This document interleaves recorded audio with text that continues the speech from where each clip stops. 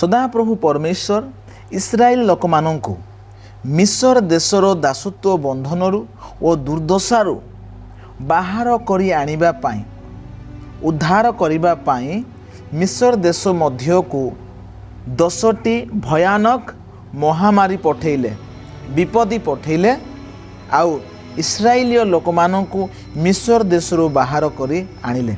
सही महामारी गुड़िक हेउछि 1 जल रक्त रे परिणत हेबा, 2 बेंग, 3 उकुणिया पोक, 4 दंशकादीर झांक, 5 पशुपलर मृत्यु, 6 दाहयुक्त बथ, 7 मेघगर्जन और शिलावृष्टि, 8 पंगपाल, 9 अंधकार, 10 प्रथम जात मानक मृत्यु।